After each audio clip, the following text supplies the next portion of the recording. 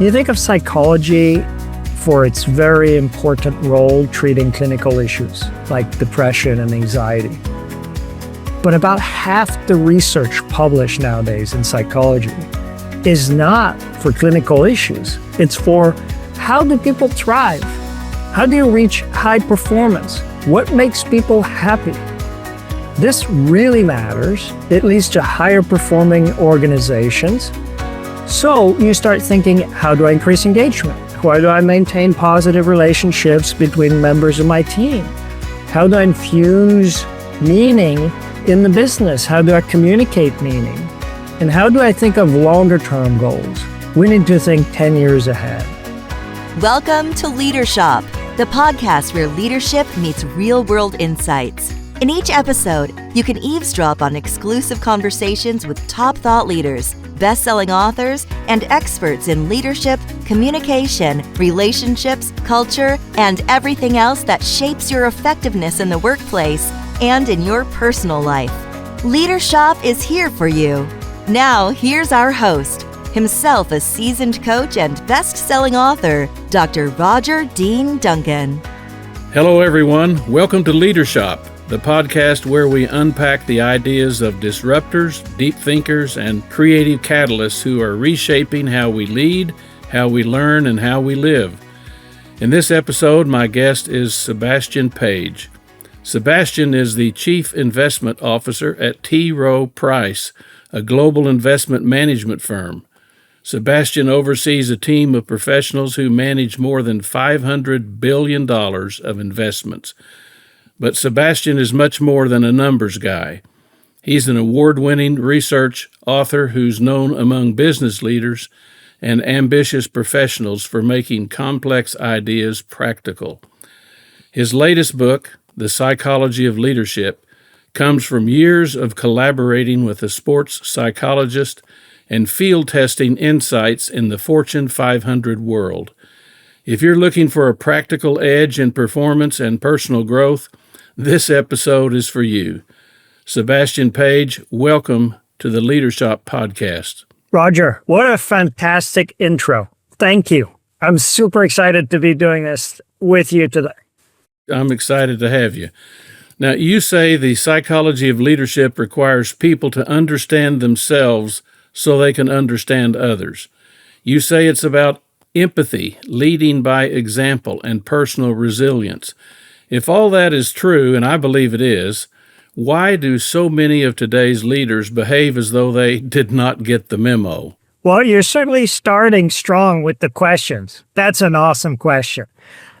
There's so many misconceptions about leadership that persist. First of all, people think of leaders as communicators first and foremost. We want a figure who is inspiring. That's how people picture a leader in their mind. She also will never give up. She won't show any stress, and she'll be decisive. Well, I'm going to tell you, and I explain this in the psychology of leadership, it's actually most of the time for high-level leadership, the exact opposite of these things. So I hope I have your attention. I hope I have your audience's attention. Let's start with communication. The real leadership skill, as you climb up the ladder, is listening rather than talking. And that's counterintuitive. And it's something I've learned too late in my leadership career. I'm still working on it. But as a leader, if you're a strong listener, you become a better decision maker. Never give up. The most difficult skill in business for high-level leadership is not to stick to your goals, is to know when to quit. Author Annie Duke has a wonderful book about this. The title is Quit. That is a prized skill in leadership because we invest in projects and initiatives that sometimes don't work. And it's very difficult to make the decision to quit something and to reinvest in an initiative that has a better chance of working. Quitting is an underappreciated leadership skill, more rare than the never give up attitude that we think from traditional leadership. And this thing about no stress, I talk a lot about stress and resilience in the psychology of leadership. This thing about no stress, you know what? It doesn't exist. The human condition is to feel stress. And the best leaders I know actually embrace it, reframe it into activation and fuel for performance. And lastly, this idea of being decisive. Yes, traditional leadership, you imagine the leader, she's very decisive. But again, the most prized skill is strategic patience. Knowing when a decision is urgent and much more difficult. Knowing when you have a strategic advantage by waiting it out. That is much more difficult and more tied to high-level leadership. Some of the top leaders I've worked with knew when to make urgent decisions and knew when to be strategically patient. So, Roger, I guess like in 2 minutes, I'm saying people haven't gotten the memo because top-level leadership, if you study psychology and you work in business, you realize it's not what we think it is most of the time. Well, one could tell by your response to my first question that you've spent many years studying this issue. You've certainly been in the trenches watching leaders of every stripe, and you've learned some things that are very enlightening. Let me ask this. You propose several principles of effective leadership. One of those principles is beware of the side effects of measurable goals. Now, that seems very counterintuitive. If you would, please explain the risk of measurable goals. We love measurable goals, don't we? They're Sure. motivating. They help align the organization. We want this country to go to the moon. These measurable goals are incredibly powerful. So my principle is beware of the side effects, because goal-induced blindness is well documented in the research in psychology and occurs when we get obsessed with our goals and we lose sight of everything that's non-goal related that still matters in our lives or in our business. Making our quarterly numbers in a business might be the measurable goal. But if we have goal-induced blindness, we might sacrifice our personal health. We might sacrifice relationships, which are key to thriving in the long run. We might sacrifice ethics. We might start cheating. There are all these ways that people get goal-induced blindness. The example in the literature in psychology is Mount Everest. Psychologists like to write about Mount Everest because that's where people clearly get goal-induced blindness. They risk their lives. And in fact, I would even question the goal to climb Mount Everest, because if you want to reach the summit, there's a 4% chance that you'll die in the process. Right. There's plenty of goal-induced blindness there. Again, quitting is a good skill. There's someone who's climbed Everest, reached the summit 30 times. Those pro climbers that do it repeatedly, they have a skill that others don't have. They know when goal-induced blindness is setting in, and they know when to abandon the summit, when to quit. So it's real. It's real in business. It's real in life. It's destroyed companies. Wells Fargo, for example, had a measurable goal of opening as many new accounts as possible. So they started ultimately opening, famously, fake accounts. Oh, boy. Volkswagen was trying to reduce their emissions, and they started tweaking the tests. These are blue chip, world-class companies that should have the best corporate cultures. These are successful companies over decades, and they suffered from goal-induced blindness. It's real. It matters. I almost died from it early in my career. I was completely overworked. I got a mysterious infection, spent a week in the hospital, almost died. I wasn't taking care of myself. Pure goal-induced blindness. It's important. Well, you point out, talking about research, that proves that success rarely brings happiness. Now, counterintuitively, it seems to be the other way around. Happiness leads to success. You recommend starting with this definition of happiness and working your way back to goals. Please expand on that a bit, if you would, and give us an example of what that looks like in actual practice. Isn't that counterintuitive? Yes. If I reach my goals, I'm going to be happy. And what I'm saying is, If you're generally happy, you will reach your goals. Let's give credit to Sean Aker from Harvard for this concept. He's done lots of research in positive psychology. He's published a book titled The Happiness Advantage, and he talks about reversing that equation. It's fascinating research when you think about it. People who are generally happy perform better, not the other way around. And then you ask, okay, sounds good. How do you make it practical? What does it mean in business? It's kind of cute thing to say. There's research behind it, but what does it mean? If you study positive psychology, you'll very soon run into the father of positive psychology, Martin Seligman.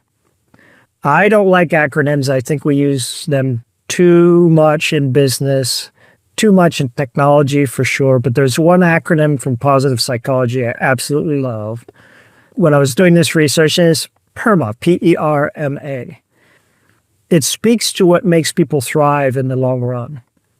Research in positive psychology shows that P stands for positive emotions, and those are like sugar highs. You know, you get a like on social media, you have a nice glass of wine, you share a laugh with a friend.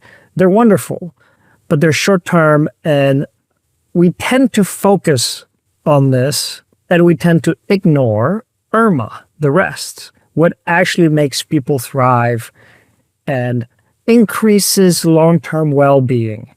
IRMA stands for E, engagement, R, positive relationships, M, meaning, and A, long-term accomplishment. If you're engaged in your work, by the way, most people in America, when you run a survey, are disengaged in their work, more than 70%. Right. Yeah. If you maintain positive relationships, if you find meaning in what you do and you focus on longer-term goals, you will, over time, perform better as a leader, as an individual. And we know that from decades of research in positive psychology. I had not studied positive psychology before I started working on the psychology of leadership. I started reading on it and became absolutely fascinated with all the research behind it. You think of psychology for its very important role treating clinical issues like depression and anxiety. But about half the research published nowadays in psychology is not for clinical issues. It's for how do people thrive? How do you reach high performance? What makes people happy? This really matters. It leads to higher performing organizations. So you start thinking, how do I increase engagement? How do I maintain positive relationships between members of my team?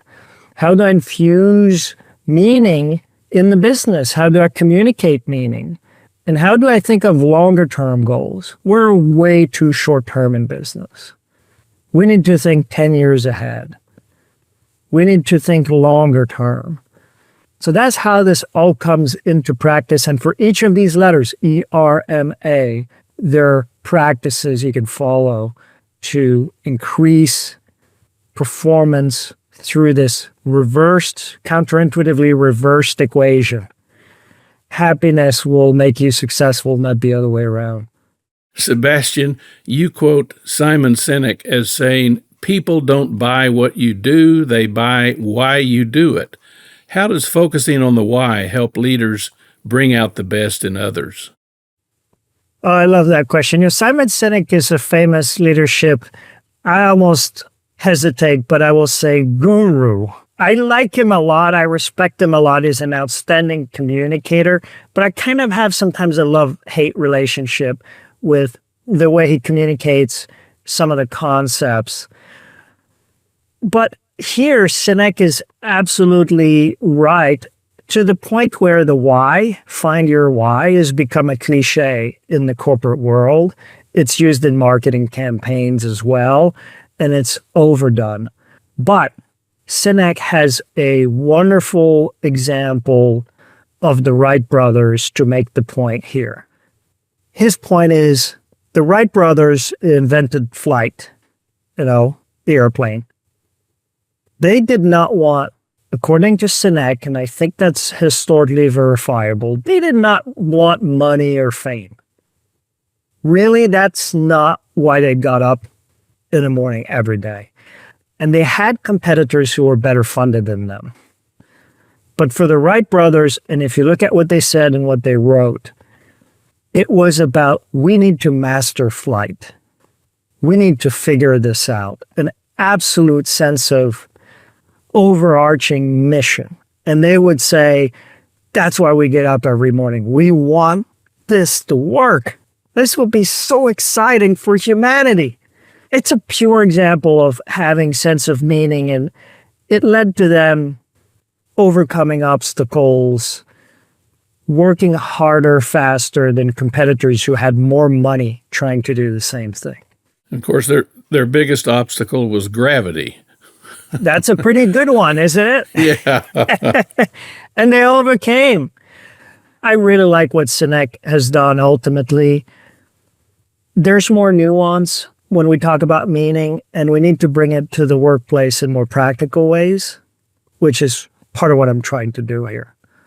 Well, let's expand on that a little bit. You underscore the importance of people having clarity about the meaning in their work. How can leaders clarify the meaning of their own work so they can help the people they lead be inspired by the meaning of their work? What does that look like in actual practice? You'd be amazed how rarely in the corporate world we talk about the meaning of what we do. We just don't talk about it enough. It comes down to tying what you're doing to the greater mission. I like to use the analogy of the 3 bricklayers. Right. Goes as follows. There's an architect who walks to 3 bricklayers and he asks the first one, what are you doing? The first one says, I'm tired. I'm laying bricks. It's hard. The architect walks to the second bricklayer. Second bricklayer seems a bit more energized. Says, I'm building this wall. And then he walked to the third bricklayer. And the third bricklayer says, I'm so excited. I'm going to work all day, all night. I'm building this amazing cathedral. And it's a bit of a cheesy story, but it just drives the point of meaning, because these 3 bricklayers are doing the exact same job, but they have a completely different sense of the mission and what they're doing. If I do this in my world in money management, I might walk to an analyst working on a spreadsheet.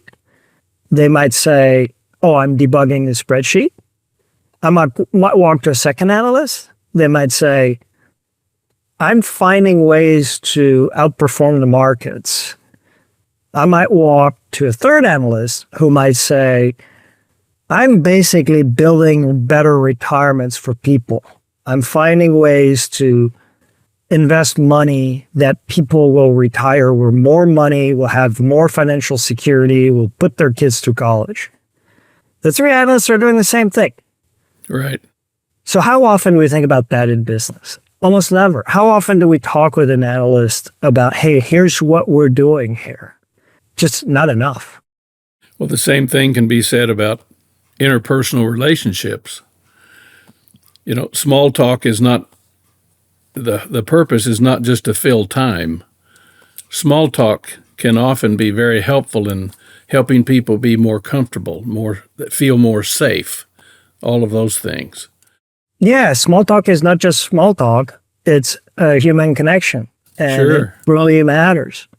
You know, in relationships, there's research that shows that it is the number one factor of long-term well-being. Do you have quality relationships in your life? Right. And people have studied this over decades, and they were hoping to find things like, did you make more money? Did you have more career success? Did you get sick? Were you healthy? And the one factor is a famous Harvard study now overseen by Robert Waldinger is positive relationships in one's life. So that really matters. And you know what? They also found that people were healthier. Sure. Healthier. They lived longer if they had more positive relationships in their lives. Yeah. Is there a cause is there a causality issue? I don't know. Maybe if you're healthier, you spend more time with friends and vice versa. It doesn't really matter. It's a really meaningful correlation anyways. Sure it is.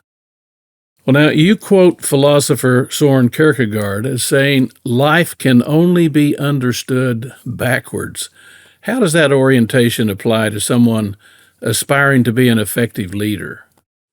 I think it's a bit of, I'm not a Kierkegaard expert, but a bit of a pessimistic statement in that we go through life and we only understand what we should have done after the fact. This definitely applies to my day job in investing and money management.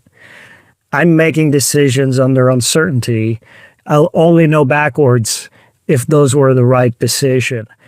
But most importantly, it ties to something famous leadership writer Stephen Covey wrote, begin with the end in mind.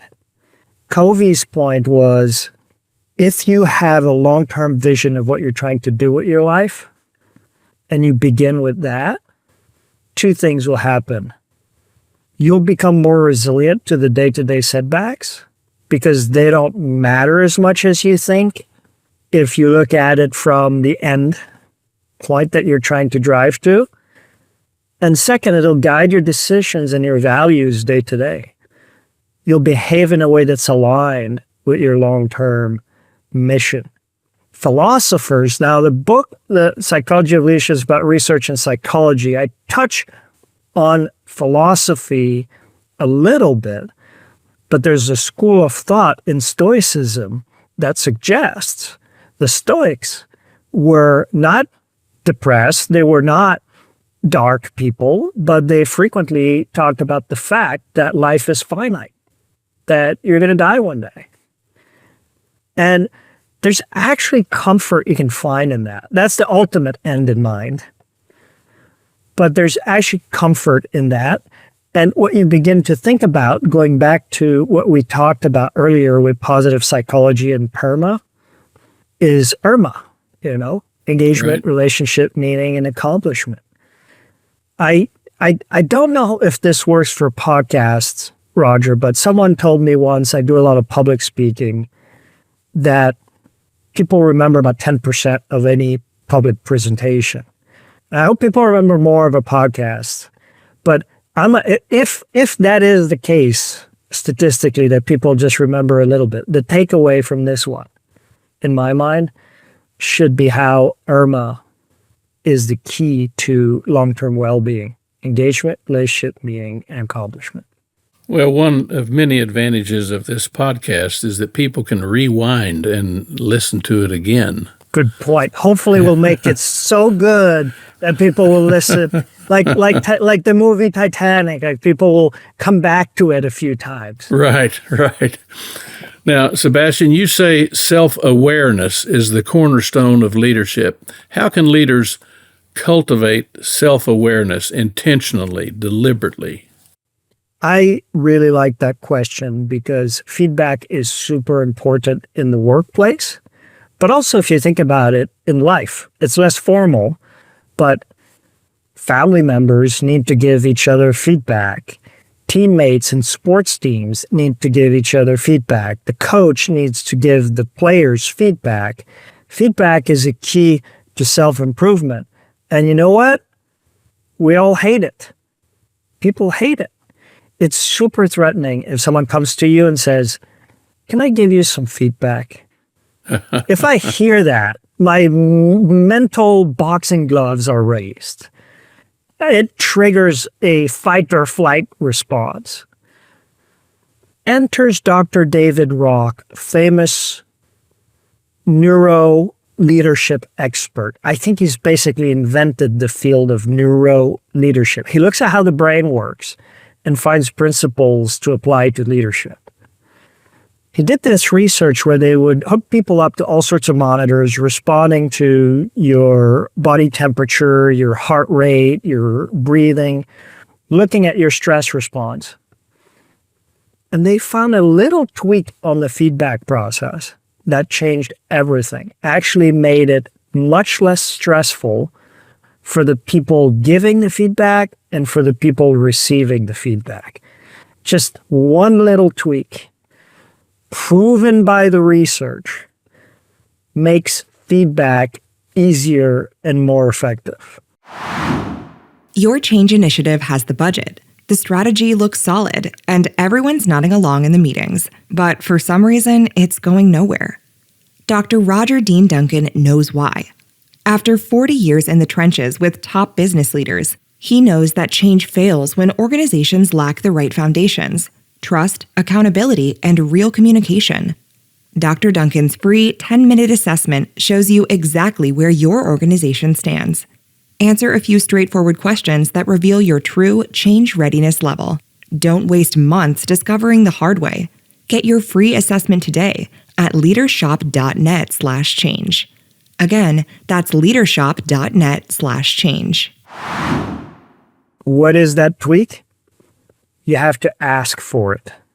Makes a world of difference. So leaders should model that. They should go around and ask their team members, their peers, how did I do there? And model that, and people start asking for it. And then the stress response is reduced at least by half. It's also much easier to give the feedback. By the way, giving feedback is also stressful, not just receiving it. So Dr. Rock really hit on something here. It's rarely modeled because we think leaders should have all the answers and should be absolutely self-confident. But there's nothing more confident in practice than going and asking for feedback. It means you're ready to receive it. It actually shows confidence, again, counterintuitively. So that's how I would think about it. Ask for the feedback, encourage people to ask for it.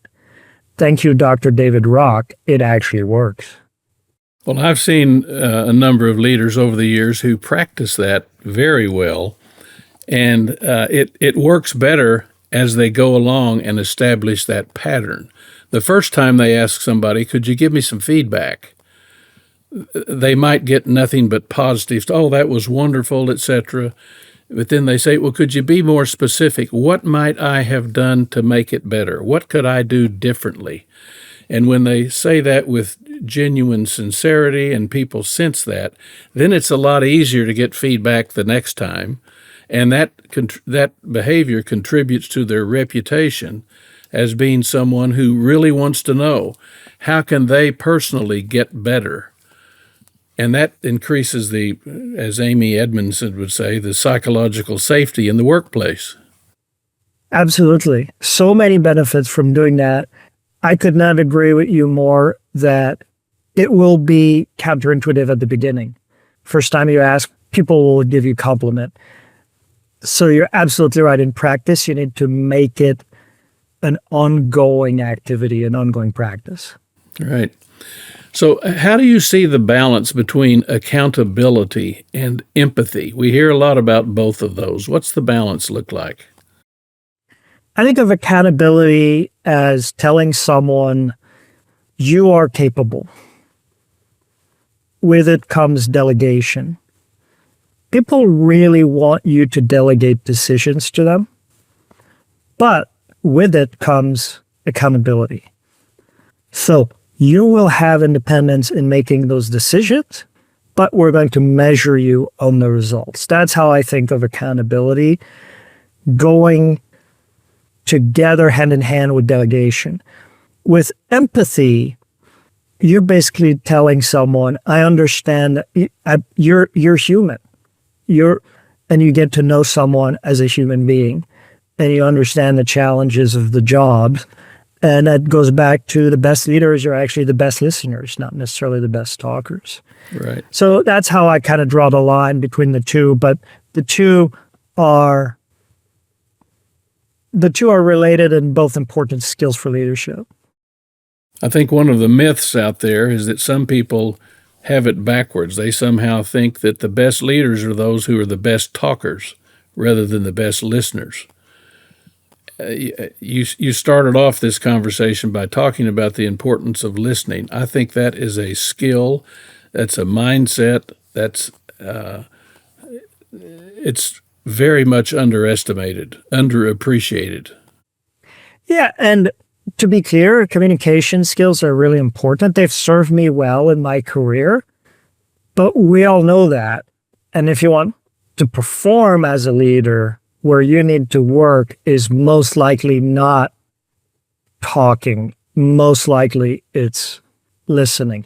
And guess what? If you want to sell, that's also very counterintuitive. Sure. Listening is perhaps the number one sales skill. It's not being compelling. It's just listening, understanding where the person's coming from. And I will say leadership a lot of times is selling because you're making tough decisions. Some people disagree with your decision. You need to sell them on the decision. Listen to where they're coming from, first and foremost. Persuasion. Actually, listening is a huge component of persuasion. And again, for me, it's something I've been working on. COVID, I had a little sticker on my screen that said, talk less, listen more. I need to remind myself, right? And I think most leaders, we want to get things done. We want to help. It's not from a bad place. We want to help, and we think that requires us giving our opinion. Worst thing you can do in a decision-making meeting as a leader is to start by telling people where you want the decision to go. Right. Or you. And there's no amount of hedging. There's no amount of, this is just my opinion. I really want to hear what you think. There's no amount of sugarcoating and hedging you can do that's going to prevent your team from consciously or even unconsciously aligning with what you just said. You can't unring the bell. You can't. Well, all this reminds me of my grandmother who used to say, you can't learn much when you're doing the talking. Yes. And it reminds me of years ago, my wife and I, with young children, were going to buy a new car, and we did our research, and we decided we were going to buy a Volvo because it had great reputation for safety. So we went to the Volvo dealership and spent some time there with a salesperson. And when we sat down to sign the papers, he said, "What do you think of my sales presentation?"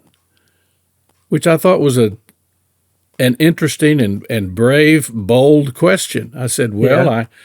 I didn't really notice the sales presentation. He said, good. Did you notice that you did most of the talking? Yes, exactly. He said, I would ask you questions and you would talk about what you were looking for in the automobile, and I would point out, here it is.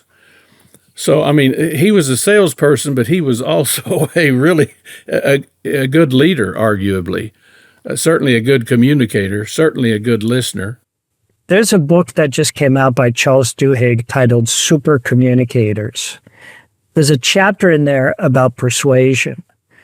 And the example is doctors trying to persuade people to get their kids with the basic vaccines. I know this is controversial nowadays, but that's not really the question. The question is, some people want nothing to do with the vaccines. And then the doctors would try all sorts of ways to persuade the families to get their kids vaccinated, just the basic ones. And nothing worked. Scientific data, I'm a doctor, using your own credibility, nothing worked. And then they brought in a persuasion expert. And Roger, you know what they did? Just ask a series of questions. Leading question, well-crafted questions. Why do you not want to do this? Is it because of this? Oh, does that mean? And through the series of questions, people actually talk themselves into getting their children vaccinated. It's just fascinating how we don't think about that at all, right? If you need to convince someone, the last thing you think is to be curious and ask them questions. The first thing you think, and maybe the only thing you think, is, let me just give them all the most convincing arguments I have. Right. A data dump. Yeah. So let's talk about teams a minute. Which psychological principles best explain why some teams thrive under pressure while others crumble? What's the difference? That's a wonderful question. I've worked with so many teams over the years. I've been managing teams for over 23 years. I've been in the business for 25, started managing teams early. Some teams do well under pressure, others don't. It comes down often to two key factors. Trust. Do we trust each other? And second, mutual respect. Mutual respect does not necessarily mean being nice all the time and overly agreeable. It means I'm going to take time to listen to your point of view, be curious about your point of view because I respect you, and that's a respectful thing to do. Those teams do the best when you have trust and mutual respect, not just being nice, not just being friends outside of work, but these are the ingredients. You can dig into personality psychology and find ways to build teams that work better together. Introverts, extroverts, agreeable team members that have lower scores in agreeableness. Learning psychology, personality psychology for me has been very revealing on team dynamics and how you put teams together. Conscientiousness as a personality trait is fascinating because generally if you're conscientious, you're on time, you're organized, you deliver on the deadlines. But if you're too conscientious, you might be a perfectionist and then it becomes very hard to delegate or to do things on time and you might burn out. So if you put a team together and you realize, oh, I just put 5 people in this project, they're all hyper conscientious, it's not going to work. I need to put someone there who's going to improvise, who's going to use 80-20 solutions, who might score lower in conscientiousness, but it's going to balance the team dynamics. There are plenty of examples of that, but in the psychology of leadership, that's what I do. I go personality trait by personality trait and explain what it means for team dynamics. But again, going back to what I said earlier, if people really remember 10% of any presentation or podcast, the 10% here is trust and mutual respect makes the teams much more resilient under pressure. Sure. Let's expand a little bit with teams. With hybrid or remote teams that are more common today than they were years ago, of course, how can leaders foster trust in that kind of environment? I'm going to say it's harder. Sure. And I hope everyone agrees with this. It's harder. It's harder to work remotely and see your teammates as human beings, know them as people. You don't talk in the hallway. You don't have the same body language. There's research behind it that proves it's much harder when people are not in the room. So let's just start with that. My view is it's harder. I manage global teams. As said earlier, I managed teams for 23 years. And maybe a year or two in of my managing teams, I started hiring people in Asia and Europe. So I've managed hybrid teams for at least 2 decades. You need to go out of your way to call people on the phone. We use email too much, and email has no tone. Even if you feel like it's a different time zone and so on, just get in a little bit earlier and have an actual conversation with your colleagues. Makes a world of difference. And day to day, we just feel like email is more efficient and works better across time zones. But that's not how you're going to create trust in the team. Yeah, all the emojis in the world on an email. Yeah. Won't compensate for the lack of human connection.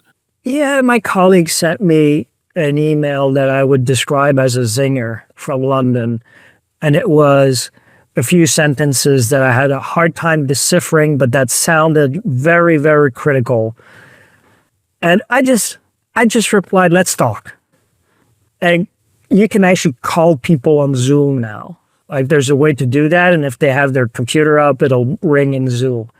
Then we had a 20-minute conversation. It was all good. We just talked it out.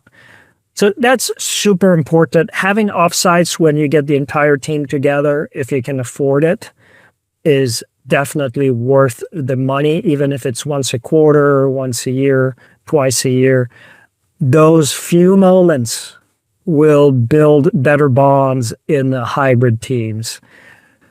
And so those are all basic practices, but they make a world of difference. How can leaders cultivate a culture that balances competition and collaboration? That's a challenge for a lot of leaders.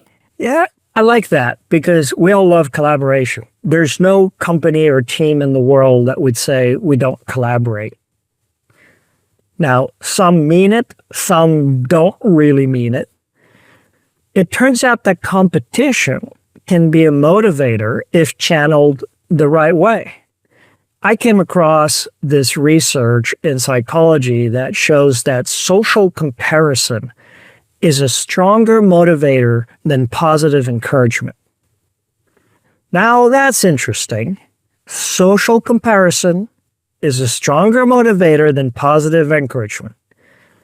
So if Elon Musk's mother calls him and says, Elon, you're doing a great job building rockets, it probably won't be as motivating to him as seeing Jeff Bezos bragging about I'm sure building a self-landing rocket and posting on X or Twitter, oh, here's this wonderful self-landing rocket. It's a breakthrough.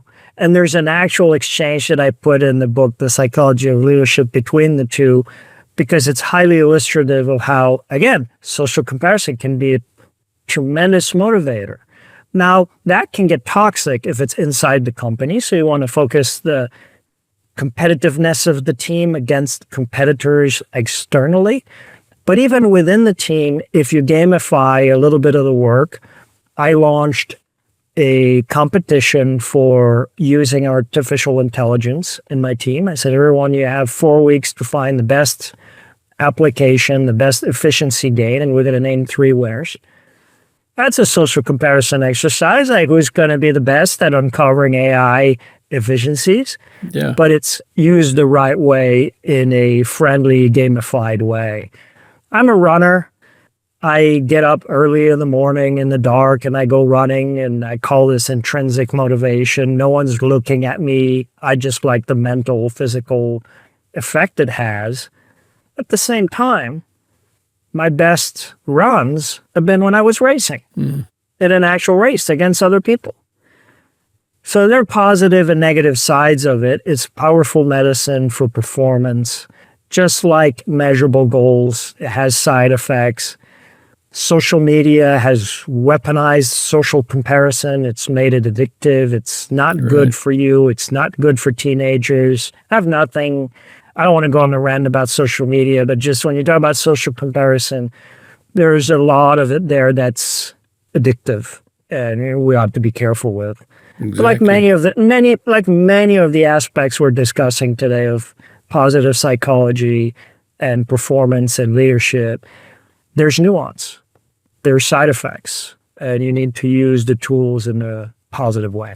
Let's talk about change management briefly. What's the emotional side of change management that most leaders overlook? Oh, that's a good question. I see it all the time. People like change. Just do a random survey. Do you embrace change? Everybody will self-report, I embrace change. Mm-hmm. People will ask for change, except if the change is affecting them directly negatively. So I want change for my organization, for others, but if the change is going to be difficult for me, then I don't want it. And that distinction is important to lay it out in the open and tell your team, we're going to go through some changes and it's going to be hard for some of you. And I want you to embrace it for the following reasons. And then you kick in, you listen to their concerns, and you're in sales mode from then on. Well, you make it safe for them to talk about it. Absolutely. So what is the psychological cost of micromanagement? People want independence. Author Daniel Pink has written about this on the science of motivation. People that are intrinsically motivated to do something, to have a sense of mission and meaning, work harder, perform better, and generally thrive. If you micromanage, you're taking that away. Now, the other side of it, because there's nuance again, just delegating and not supporting. I've erred on that side myself in my career, over delegation.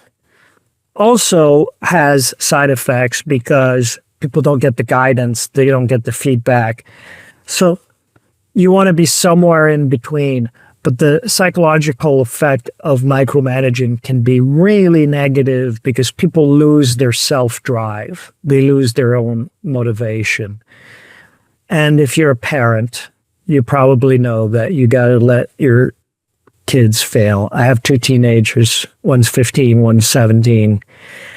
As much as I would like to tell my 17-year-old what to do with his college applications, ultimately, I'm not going to micromanage it because it's just not working and it's not the way to go. He has to find his own way. And so there's an analogy here with parenting that I think applies. Well, sure.